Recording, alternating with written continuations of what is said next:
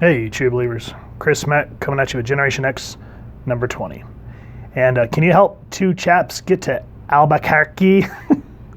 I saw that and I had to laugh because it's shout out to my home state. So whoop whoop, even though they spelled Albuquerque. They just completely destroyed that. But from what I understand, I think it was supposed to be a joke to Bugs Bunny, him taking a wrong turn at Albuquerque or whatever. So that made me laugh. I know a lot of people say that joke gets old, but it's nice to hear some home state shout-outs every once in a while. Anyway, this is called Bodies in Motion.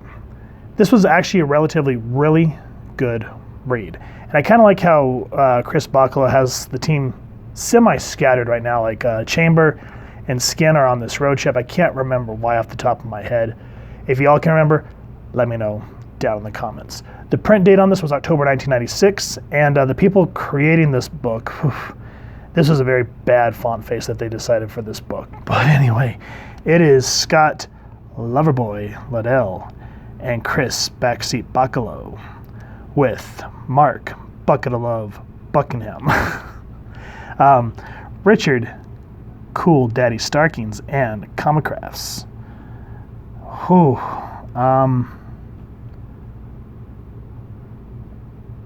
I'm going to say Steve Book a whole lot of lovin' Leto. Oh, that's creepy. Yeah, like I said, very bad font face on top of black. And then Master of Love of Malibu, and then Bob Love Machine Harris. Yeah. Anyway, I still miss when they would do stuff like this, kind of let the fans in on the joke, even though the type of font they use for that is just very, very bad choice. But what's cool here is this sort of, the last issue 19, because we're going over 20, dealt with Onslaught. And we'll talk about that here in a moment. This issue, in a nutshell, is kind of a build-up issue because it's building up, plots that Liddell has for his book. Plus, at this time, there was an event that happened called Operation Zero Tolerance, which had some really good ideas. There was parts of it that lagged, and I felt it went too long. But it really, when it focused on Bastion and what they were trying to do, and the things with Xavier, then it got interesting. And that's where we kind of get Bastion, which, for those of you that have been reading X-Men as long as I have, this does not look like Bastion. This looks like a Ron Perlman Hellboy / Sinestro put through a meat grinder. But here what they're doing is they're echoing back to the first issue of Generation X that we will eventually go over, where Chamber is introduced to the team. The same with Implate, and I love the way he's just creepily drawn here. And I kind of wish the book was drawn more in this style compared to the more blockiness. Chris Bucaletto is indeed kind of a required taste, and it works in certain aspects, but here, not so much. Especially when you see stuff like this compared to that, it's just like, no. Anyway, now I remember back when I used to read Generation X when it was still a thing. These are two characters that I just cannot like. I didn't like them in X Factor. I didn't like them when they were first introduced, and that's Leech and Artie. I can't stand them. I try, but every time they're in a book, like what was it, X-Force Shattershot issue, there's like a whole back issue with Artie, and I just absolutely refuse to read it because I don't care. And here, I don't care to review it. Just, I don't mean to be mean in that sense, but it's like they don't have their own identity. It's just like they're these two kids. So what? But at least they found a home with Generation X. Like here's Everett and Jubilee. And in a sense, like I said, this is a build-up issue, but it's also kind of a cool-down issue. And going back to the artwork, this is what I meant by Bucaletto is kind of a required taste. Because look at Banshee. I've never seen Banshee be a big, beefy dude. Sean, to me, has always been like a lean Irishman. So just seeing him just like this hulkling, grilling just does not work. So kind of getting back into issue 19.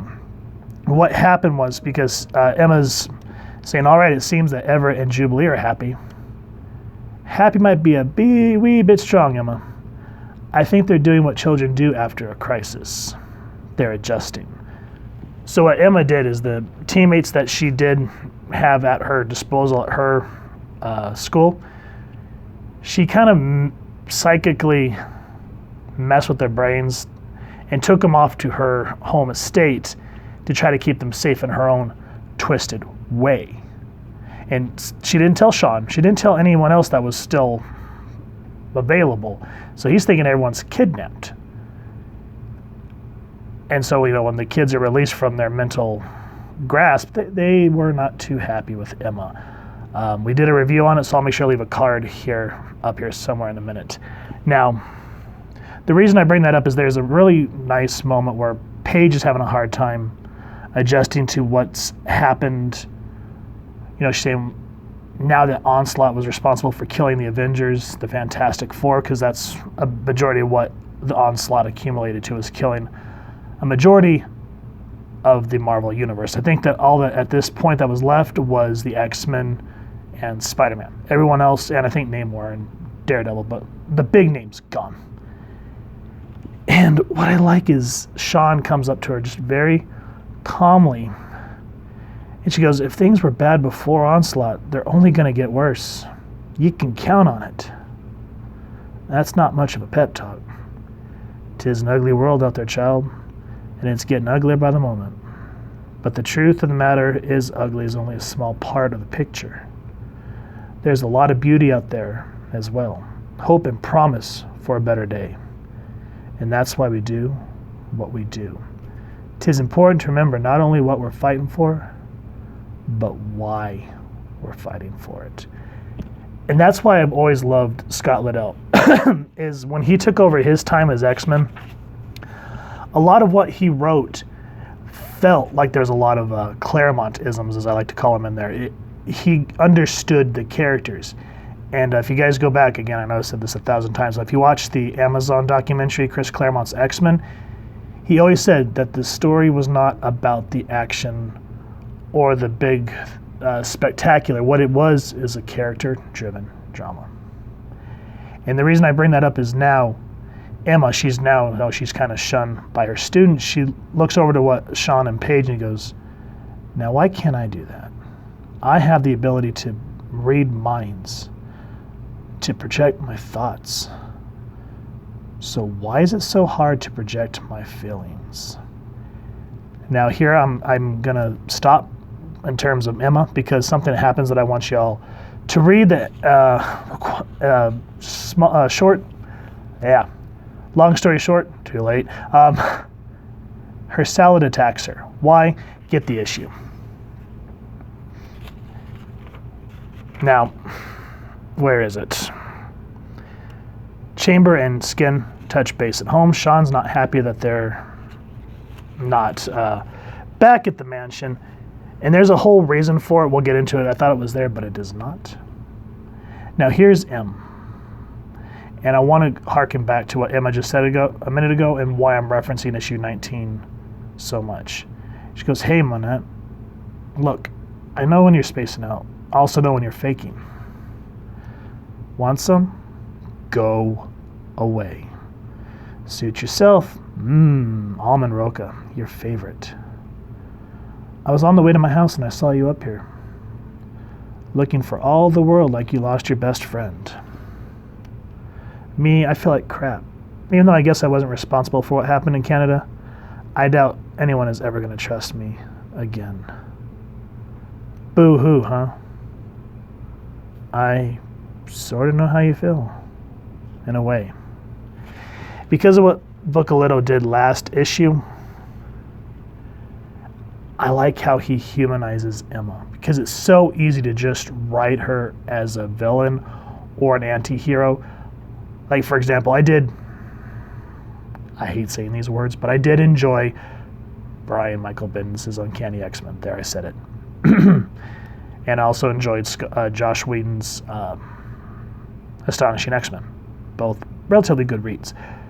But Emma comes off as a major bitch, which she is, don't get me wrong. But here, she sees what Sean's doing with the students, and she's like, why can't I do that? So she reaches out to M, and in her own way, because M's a major bitch too, she's able to connect, and they have a moment. Now, with that said, there's a visit from two characters that we will get into in a moment. But again, that's why I wanted to just show how Lobdell was able to focus on these characters, understand them, and make Emma seem vulnerable. And that's the important part. So anyway, I like the choice of facial cover that Chamber uses to hide his bursting chest. And I think that's one thing I've always enjoyed about Generation X, is I love the buddy-buddy between Skin and Chambers. They're kind of like the older, more odd men out. But yeah, they're trying to get a ride to where they need to go. And I'll get into that in a minute. It made me laugh, but it was also just kind of like, oh God, where are we gonna go with this? So let's skip this. Oh, no, I don't want to skip this. The reason I don't want to skip this is everyone's here. And you kind of see this new kid on the block and already in leech. And even Penance is in attendance. I like that they start to really develop her. But the reason I wanted to reference this panel is you see Jubilee and Everett. And she goes, if everyone wasn't here, this would be almost romantic. They are, and it isn't. You're teasing, right? Probably. Now, from what I understand, this is the first time that Jubilee really starts to show affection towards Everett, which is cool because it's nice to see her. You know, she was hurt when she left the X-Men, but you can start seeing her kind of grow into her own with people her own age. Now, the older person that we saw a moment ago, this is Nathaniel Richards. He's leaving Franklin Richards in charge, in the charge of Sean Cassidy and Emma Frost here at Xavier's School for Gifted Youngsters. Why? Franklin Richards is an Omega level mutant, as we find out down the road. He and Nate Gray, X-Men, were kind of the primary reasons that they were starting to see cracks in the armor of Onslaught. But in doing so, the tragic part is at the end, spoiler alert, as I said earlier, the Fantastic Four were part of the teams that disappeared. So at this point, I hate that there's this emotional resonance of, Reed Richards' father, Nathaniel here, leaving his grandson in the charge of Generation X, and you're thinking, wow, poor Franklin, he's an orphan now. And I wish Marvel would stop this, but what I'm talking about is, okay, very emotional moment. Heroes were born, update inside. I hate that they just got done with Onslaught, and they're gearing up for Operation Zero Tolerance, and they're doing this. It's like, when you guys do this, why the hell should I care? Because we know they're coming back. At least tease, like, are we really going to have them come back? We don't know. But they kind of shot themselves in the foot there. Now, one thing I do want to, because there for a second I thought that this was Cable, but no. So what I like is after they have a warm goodbye, I like that Nathaniel looks him in the face and he goes, oh, you'll do much more than that, Cassidy. If anything happens to him, I will kill you. And, Sean, being a hot-headed Irish, ye concerned about your grandson, I appreciate that. But push me too far and you'll wish you were still adrift in the time stream. I'm not a man that takes kindly to being threatened. And the reason I thought this was Cable is think about, okay, what he just said about protecting Franklin. Now, perfect. That's just what I wanted to hear. Pushing Sean just to see what type of man he is. That's kind of cool. I appreciate that. Now, the last thing I do want to reference, because, there's some buildup with Bastion, blah, blah, blah, blah. But the trucker that picks up Chamber and Skin, yeah, I'm a duck. So? And you're two of the oddest looking hair slaves I've ever seen. So do you want to ride or not? Sure. So just out of the freaking blue, Howard the Duck. What the hell? I haven't read the next issue yet, but I do feel like Scott Liddell can handle Howard the Duck better than a lot of modern writers. So I'm going to give 21 a chance, because I kind of feel like him and Bucalito were just like, let's go batshit crazy with this book, and he does. And the funny part is it pays off. It's entertaining.